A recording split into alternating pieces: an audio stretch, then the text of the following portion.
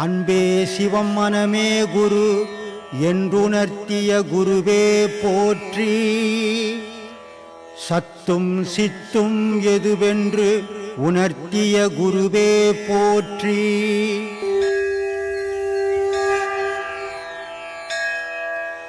சொல்லுமா. நன்றி சுவாமி.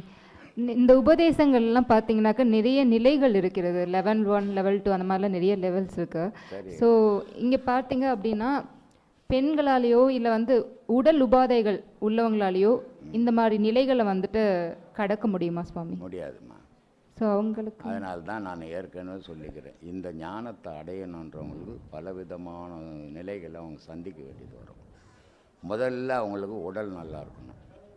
முதல் அடிப்படை அது. உடல் நல்லா இருந்தால் தான் இந்த பாடத்தை பண்ண முடியும். சரி, உடல் நல்லா இருக்குதுன்னா அவங்க குடும்பம் அதை ஒத்துக்கணும். குடும்பமும் ஒத்துக்கலைன்னா அவங்களால பண்ண முடியாது. அதே நேரத்தில் அவங்க தொழில் ஒத்துழைக்கணும்.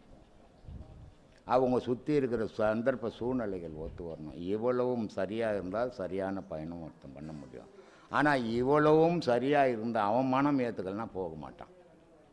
சில பேருக்கு எல்லாமே சரியாக இருக்கும், எல்லா வாய்ப்புகளும் கிடைக்கும், ஆனால் அவனுக்கு போக மனம் இருக்காது.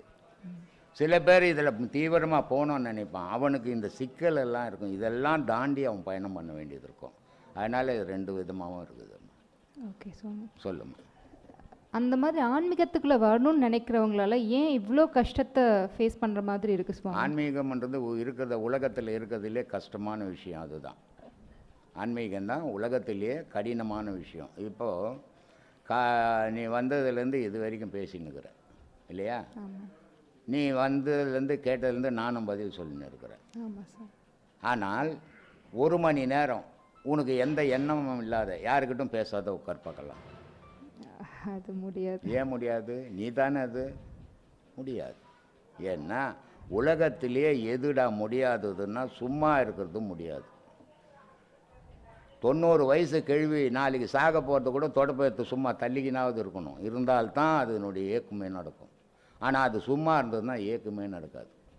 அதனால் உலகத்தில் இருக்கிறதுல கஷ்டம் எது? சும்மா இருக்கிறது. சும்மா இருக்கிறது தான் கடவுள் வழிபாடு. எண்ணங்களை உருவாக்கிறது உலக வழிபாடு. அதனால் சும்மா இருக்கிறது கடினம். அதனால் கடவுள் வழிபாடுன்றது கடினம். நன்றி சுவாமி. நீங்கள் இதுக்கு முன்னாடி ரயில்வேல ஒர்க் பண்ணிட்டு இருந்தீங்களா சுவாமி? உங்களுக்கு இந்த மாதிரி ஆன்மீகத்துக்குள்ளே வரத்துக்கான ஈர்ப்பு எப்படி ஏற்பட்டது சுவாமி? நான் பொண்டாட்டியை மதிக்க மாட்டேன்.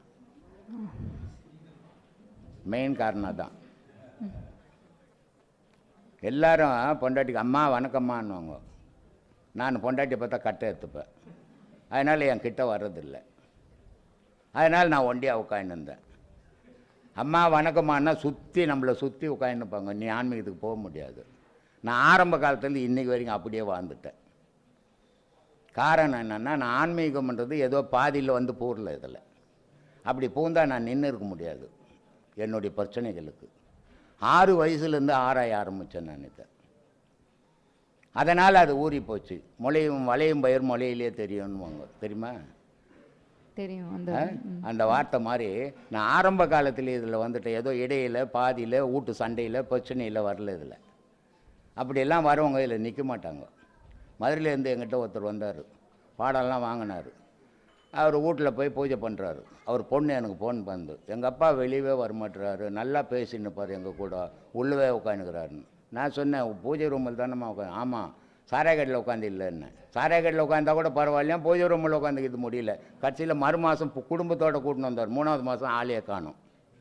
ஏன்னா இவங்கெல்லாம் செல்லம் கொடுத்துட்டீங்கன்னா நீ போகிறதுக்கு ஒரு. அதுதான் ராமகிருஷ்ண பரமஹம்சர் ரொம்ப அழகான ஒரு வார்த்தை சொல்வார். நாய் இருக்குது இல்லை, நாய், அதுக்கு 4 வாட்டி பிஸ்கெட்டோ சோறோ வச்சு பழகிட்டீங்கன்னா நீ வந்தீங்கன்னா உன் மேலே எகிரி குதிக்கும்.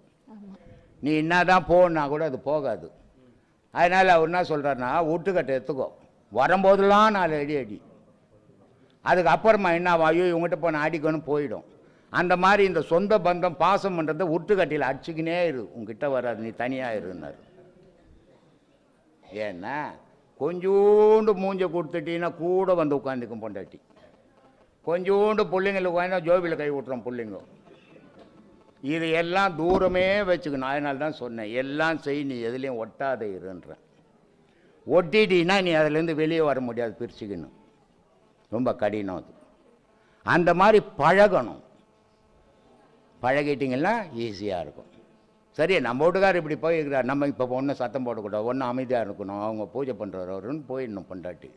அந்த ஆள் உள்ளே போய் போந்துக்கினா நான் விடமாட்டான், இருந்தாலும் 4 பேரை கூப்பிட்டு வச்சுக்கினா அவன் எங்கே பூஜை பண்ணுறது பாவம், அந்த மாதிரி ஆகிடும்.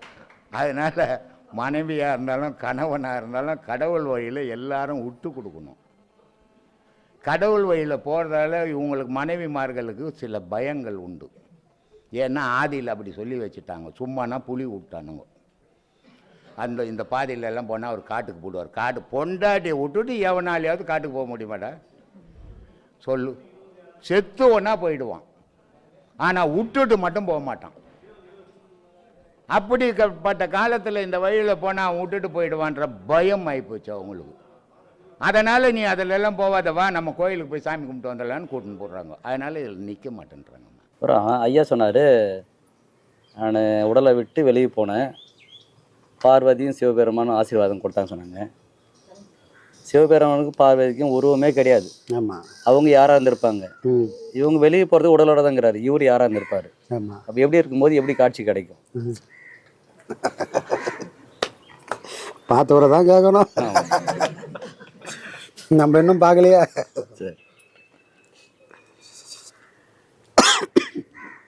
இதை சொல்லணும்னா வேணான்றாரு, சொல்ல வேணான்றார் சாமி. சரி, ஓகே ஓகே, அது நிறுத்திடு வேணாம். அப்புறம் இப்போ மூலாதாரம் இருக்குது, நிறைய பேர் மூலாதாரம் சொல்லிட்டு பெரிய கீழே மூலாதாரம் தான் காட்டுறாங்க. ஆனால் உண்மையான மூலாதாரம் மனுஷனுக்கு எங்கே இருக்குது? 2 இடத்துல இருக்குது. அதே எப்படி உண்மையான சுடுமுனைனா எது?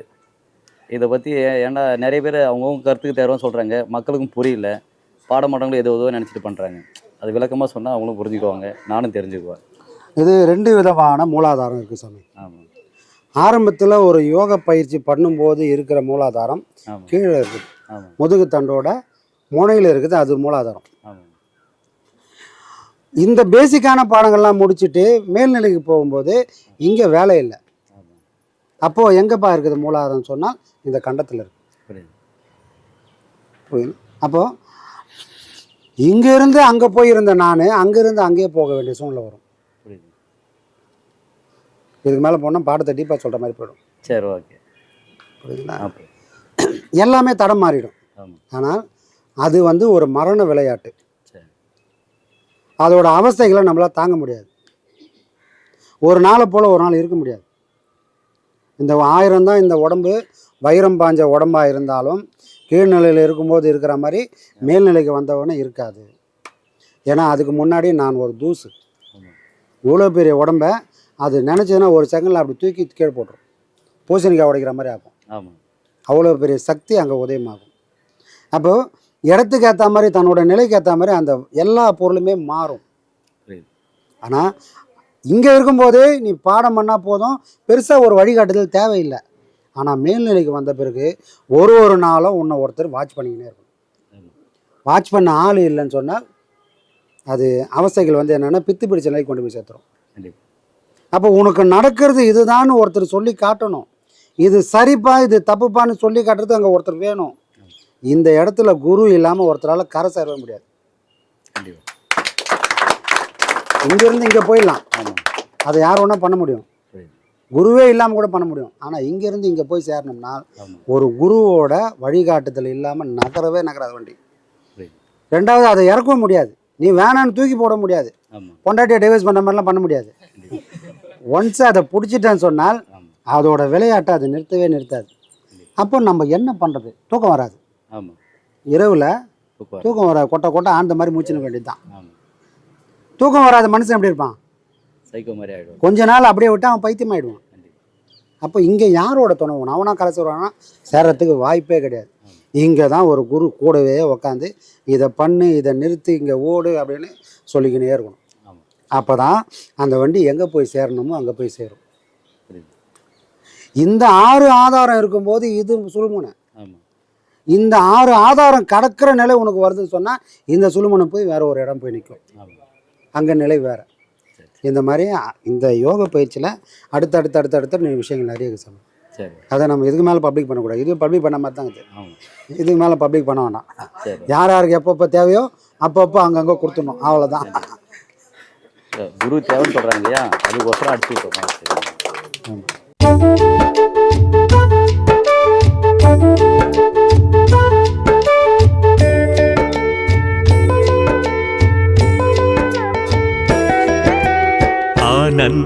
அது ஆனந்தம், எங்கே இருக்குது ஆனந்தம்?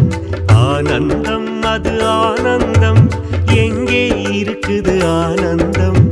அங்கே இங்கே தேடிட வேண்டாம், நம்முடன் இருக்குது ஆனந்தம். அது பிரம்மஸ்ரீ நித்யானந்தம்.